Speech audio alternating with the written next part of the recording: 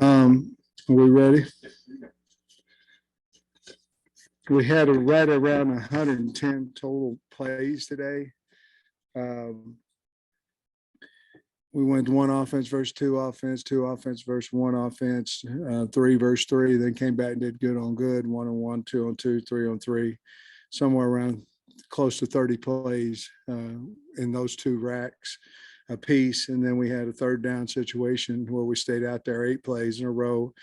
We had a high red situation, a low red situation, and then a 2-minute.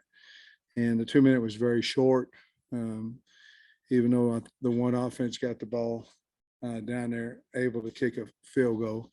It was on a 50, 22 seconds, no timeouts, and they were able to get us in field goal range. Twos weren't really close on that. Some things that we have to work on are pre-snap penalties. When you're playing ones, twos, and threes, sometimes when you say you had 5 false starts, you're in panic mode. Most of those were with the younger kids, still trying to learn. We've got to get better with that. We did have 2 illegal formations on the punt team that we've got to get fixed. We very limited holding calls, very few pass interference calls. Those are going to happen.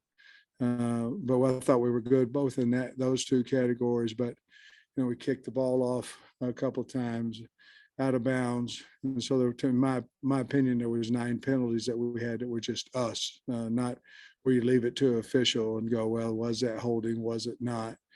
So those things we have to clean up. That's usually what happens in your first scrimmage, especially with your younger kids.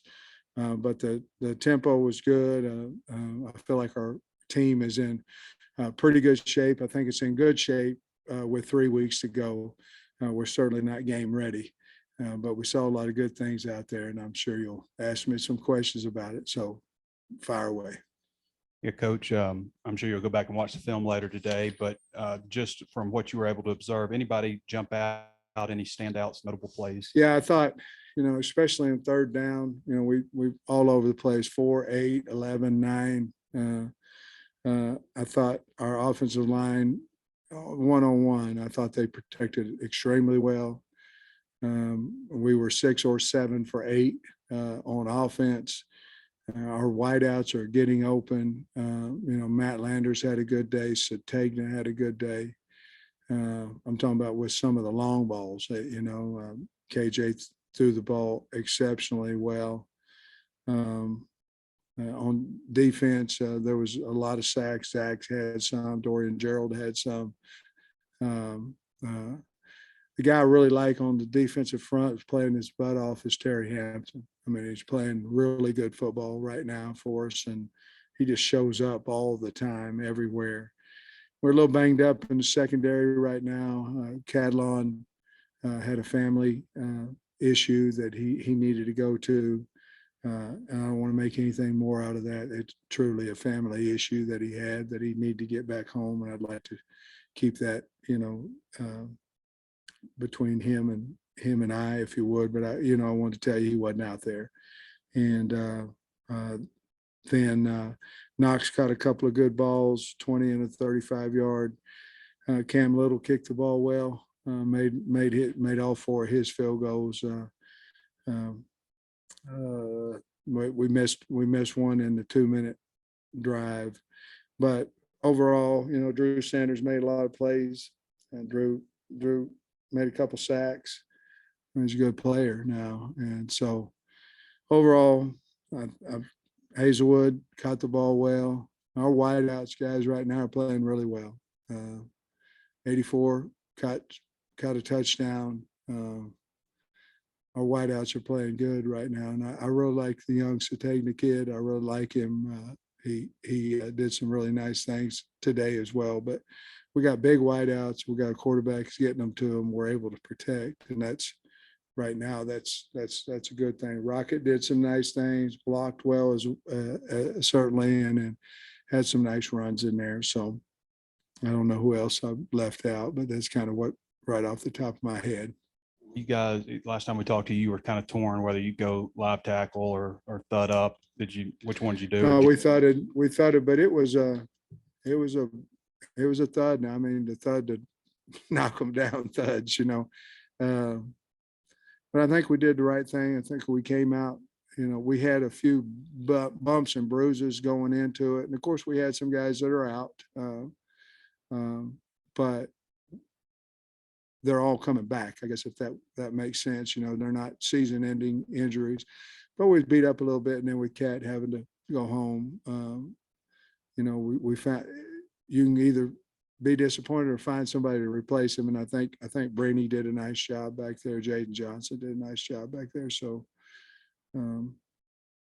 but we thought it, and it was really real physical. I thought the officials, we had SEC officials coming in today. I let them run the practice, and I mean, you had to knock the heck out of a guy for him to be down. And actually, it's harder to thud than it is to tackle because you can't leave your feet. You got to run your hips through, and you got to take another step, basically, in tackling and burying them. Right now, what we've done is we've taken our teach session, and teach usually is something new coming in. It's a more of a mental than a physical. It's about mid to end of practice where you're trying to give a little bit more of a kind of a mental. We're good mentally, but we're kind of taking a break physically, and we're putting in a 5-minute period there where we're tackling during that teach period, making an emphasis, having a tackle circuit that's what we're going to do, so we can make up for the tackling loss that we've had in what we will have in 2 scrimmages. Any injuries or anybody get hurt out there today, or come out pretty good in that regard? Well, how it always is. You don't know until, they go see the trainer at the end. But let's say this, we didn't have anybody go out that didn't come back. So, now we had some guys that didn't start, that didn't, got a few concussion guys, and they're not back yet. But other than we didn't have anybody that started that you're going, hey, he's not able to come back. You talked during the summer when we've seen you in spring and a little bit preseason here about wide receiver, probably the biggest question on the offense, defensive line on defenses. Guys like Matt Landers, Isaiah, and then Terry Hampton. Are those guys weren't here in the spring that have come on that make you feel a lot better about those 2 spots? Yes. I mean, Hazelwood didn't bring to that room in the spring what he's bringing to it now. Part of that, I'm sure he's uncomfortable. He doesn't know the guys, but then you take him and you take Matt Landers, and then whatever happened with 84, Warren, whatever's happened with him has been a wonderful thing. And it may be these 2 older guys, along with Keytron, and then now I think you're piecing in Satagna. And I like our young kids too. That team, that group, that unit there has went a little bit to in the first 8 practices from, man, we've got a concern to, man, somebody else got a concern about our guys, really pleased. Coach, you mentioned the illegal formation on the punts, a couple of kickoffs out of bounds. I know you don't want penalties at all, but is it good that's happened now and you can coach them up over the next 3 weeks? Well, it's never good, look like a fool out there when you got your tackle lined up too deep. But, you're also, again, we got to get it corrected. But again, you're looking at 3 deep of all those units. We punted twice per unit, 1, 2, 3, 1s, 2s, and 3s punted twice a piece. We kicked 8 field goals plus extra points, and we kicked off 3 times, 1s, 2s, 3. And we were formation twice, and we kicked a couple out of bounds. That's I don't know how concerning that is today, but it's the first scrimmage. That's why you scrimmage. You got to try to make it as much as you can, and the atmosphere of a game. In other words, hey, we're coming off the sideline on the field, and this is it, and maybe a little bit of jitters there. But I'm not overly concerned about it because it hadn't happened at practice. It's just we've got to get it fixed. You're right. It certainly gives us a point of emphasis, to make. You mentioned Brady during the spring. I think it took him a little bit longer to adjust, kind of learn a new position. Do you feel now that he's, in the fall, he's starting to really pick up on things a little bit better? I think he's comfortable. Made some nice plays out there today. I love the kid. He I know him when I was over at Georgia. But I think a little bit like Hazelwood, where it took him a minute to kind of know the people, and everybody's looking at him, because he started over there at Georgia and for the most part, and they won a national championship. Here comes this guy, and it's not only the way we're looking at him, how he's looking at us, and the same way with Hazelwood, he came in with all these, accolades out of high school and all this kind of stuff. And but to their credit, they've done a nice job, and now they're playing with confidence, and the team's done a nice job of accepting them on the football team. Coach Shearer said yesterday that he felt like some of these new linebackers came because of players like Grant Morgan and Hayden Henry. So now, a few months out from their leaving, and now that you've had these new guys for a while, what kind of impact do you think that those two guys have left? Well, I never thought Hayden Henry got enough credit. I mean, when he was wired, there was one short or two. I mean, he's crazy. I mean, in a good way. I mean, he's fearless. Let's say that. Crazy is the wrong word. He's fearless. 4th and 1, he's going to go in there and somebody's getting hit, him or somebody. I mean, he was at practice yesterday. He was invaluable to our football team. He really was. And Grant was everything as well. He was a little more vocal. I think when Henry talked, they were kind of afraid of him. When Grant talked, it was kind of, we're listening to you, Wonderful kids that loved Arkansas, and they loved the culture that our coaches, brought in here. And they'll be forever, we'll be indebted to them because they recruited, they're recruiters as well. So yeah, they're really good players and better people. As far as those linebackers like Pupal and Manny Powell and some of the younger guys, just what have you seen from them so far, and what are your expectations there?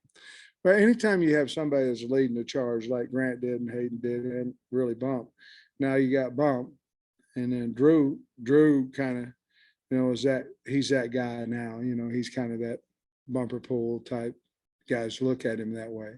So now you got Crook and Manny Powell and Henley, and then of course Pupal. It gives them something. It shows them how to do things correctly. It shows them how to work on and off the field. It shows them how to run to the ball and all those things. It's like anything. It's like if you're in a small high school and you're the strongest kid in the school, and let's say, and I don't want small high schools get mad at me, but let's say you're benching 300 pounds, and man, you're walking around like King Kong Bundy. And then you transfer to a 6A school, and 300 is 25th in there. Sometimes you have to see it before you actually know how far you can take your body and take your mind.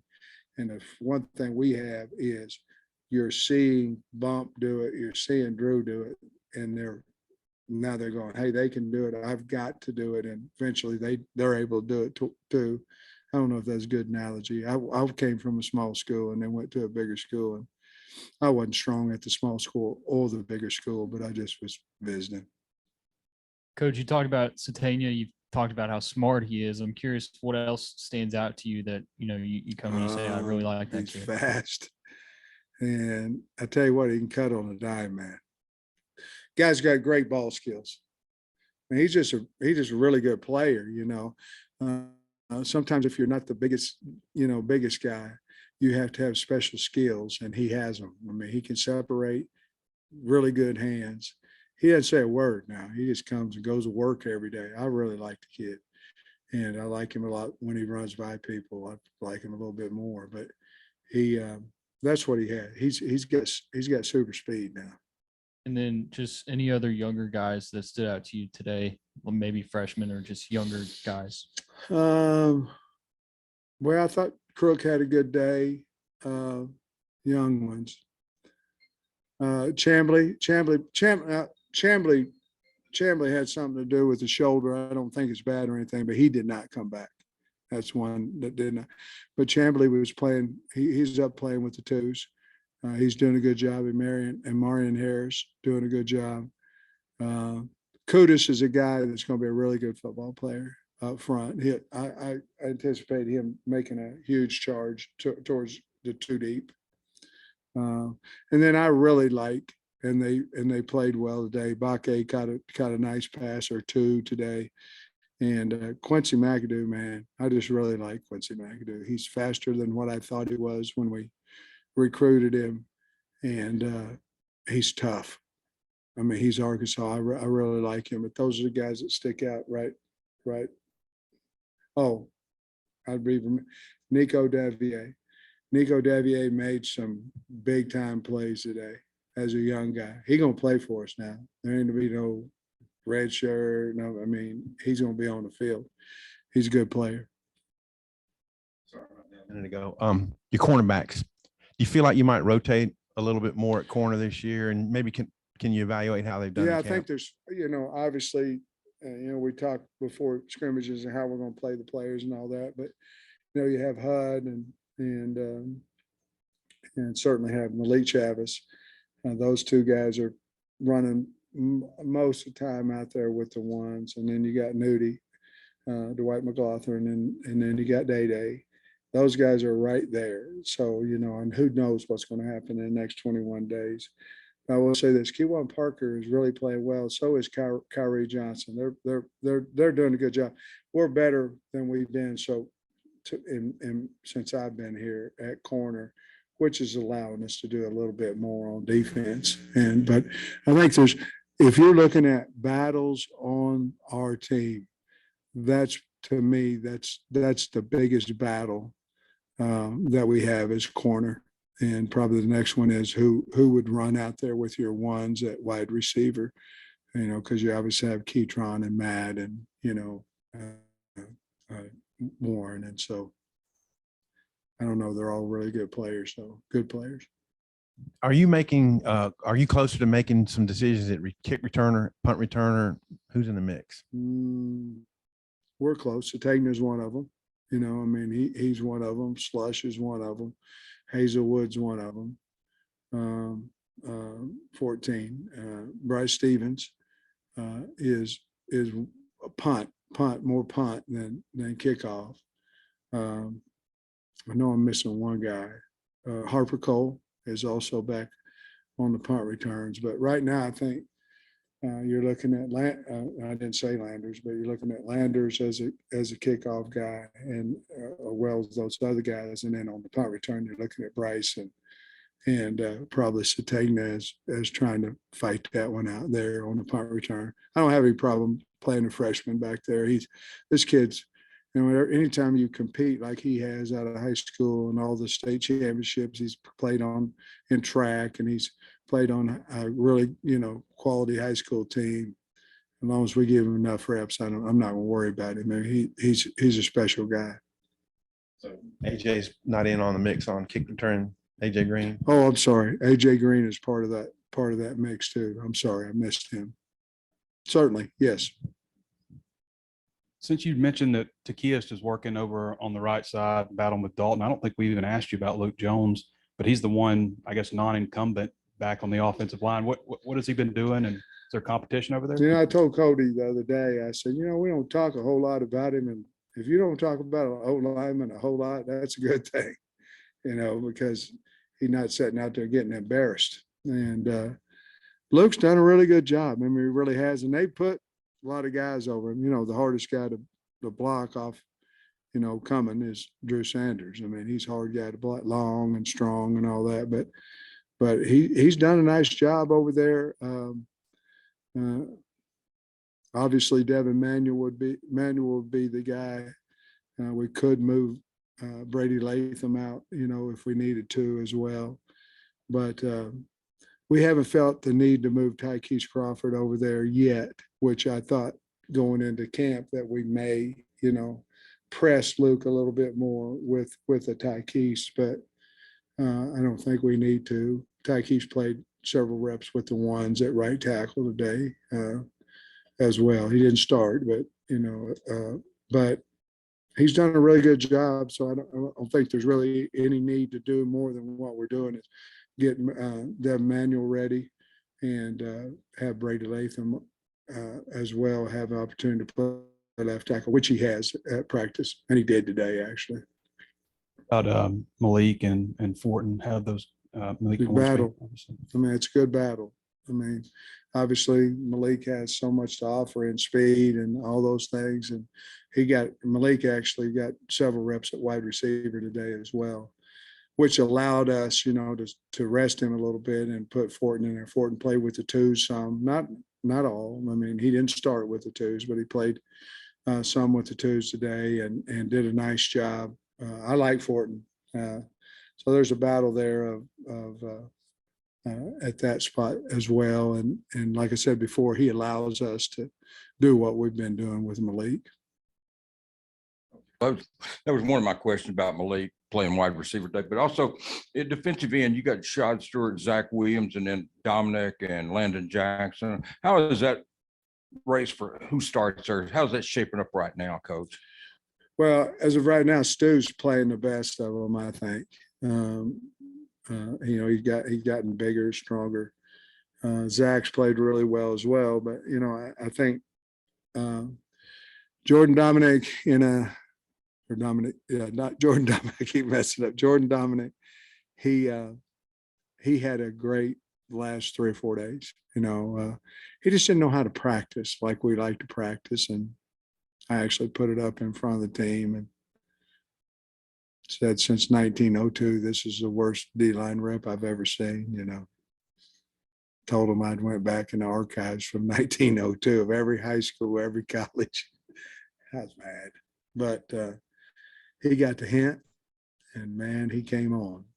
Landon Jackson's always had a motor. I think he's been out, long enough to where he's got to get back in football mind shape, whatever. He's going to be a really good player for us. Those four I really like. And then what do you do with Nico? Because Nico's going to play now. Nico's a good player. And so what we've done, because Cam Ball's been out with injury, we've moved him inside. But I think Nico can play inside or outside. I really do. I think he's going to be a really good player. He and Eric Gregory will probably be playing in and out both. There you go. We kind of look at now. Eric's 300, Nico's about 280. But Nico ran down the ball today now that a 280-pound guy shouldn't be able to do. I know I can't. That's about where I'm hovering, but had a good summer. I was going to ask you about Nico. I mean, how receptive was he to moving inside the other day? And what have you seen from his just like mentality and mindset? And he just wants to play. I mean, I tell you what, and it goes back, and his mom and dad are so great. I mean, great people. It's so much fun to be around. They raised this kid big time. He'll do whatever. We got him on every special team. I mean, you don't find many guys that's that big, that's that athletic at his age, and that have a motor, and he does. I'm really high on him. I think he's gonna be really good for us.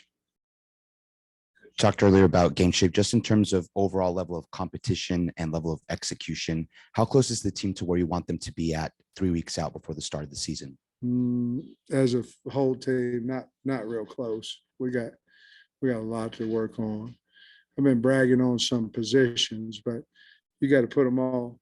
You can't just have a really good player over here, good players over.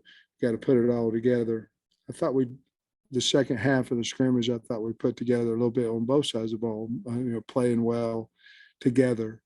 But we're not there yet. The first part of practice, the first part of fall, a lot of times is you're not worried about playing together as a team. You're worried about surviving practice, and it was hotter than hot, out there.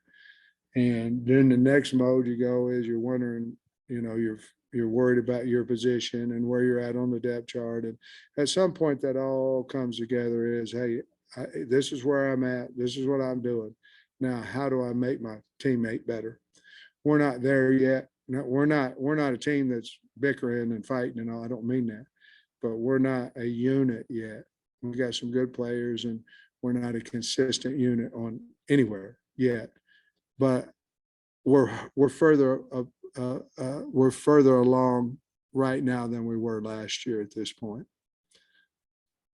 You mentioned earlier Trey Knox caught a 20 and 35-yard pass. Just want to make sure that I heard you correct. That was Trey Knox who caught those.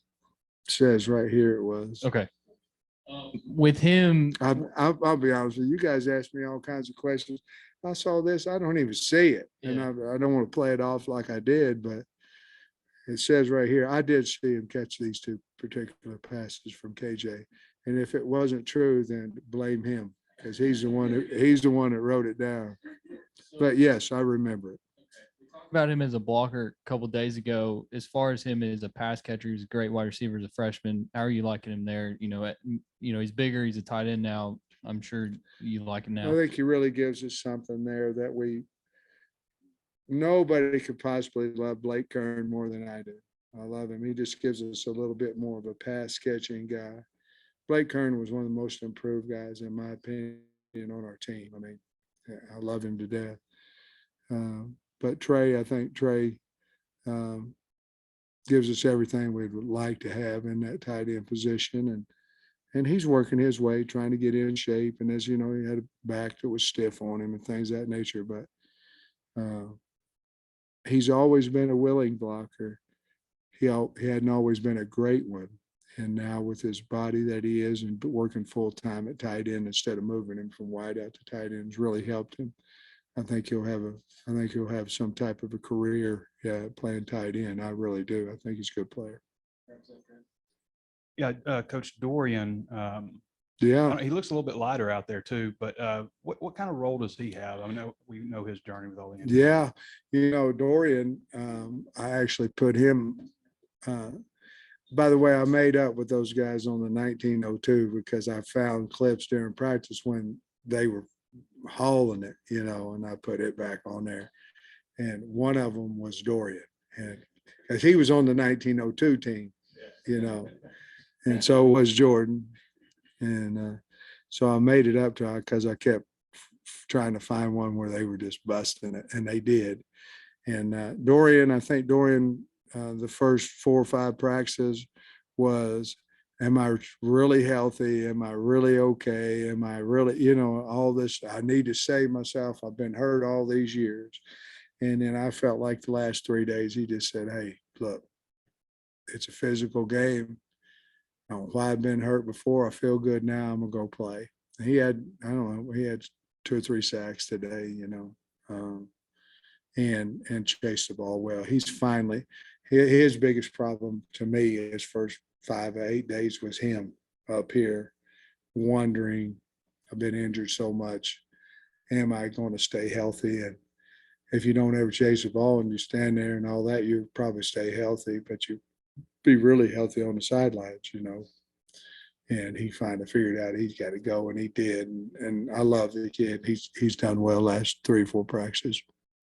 And last, I don't want you to spoil any surprises or anything you got planned, but is there anything that you got as far as like team building stuff or an outing or a speaker, anything like that? It's amazing.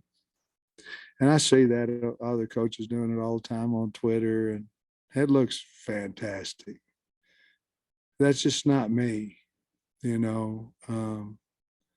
I probably should be, Trey. I don't have any plans for that. We had the University of Arkansas police come in, and they had a dog that went up there and started, trying to bite on some people, and had one that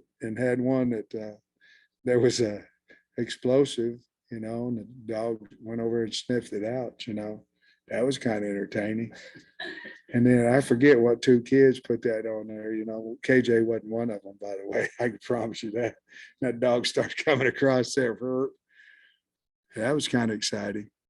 But the rest of I'm terrible at that. I am. I'm horrible at it. I know it.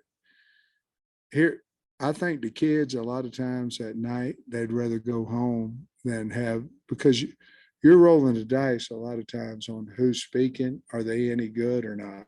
or can they get through to your team? Now, what you're talking about, we did all summer.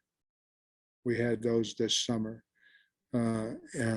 because I consciously said I don't want to take more of the kids' time with inspirational speakers and all that. We did all that stuff in the summertime, finances, all that kind of stuff. Thanks, Coach.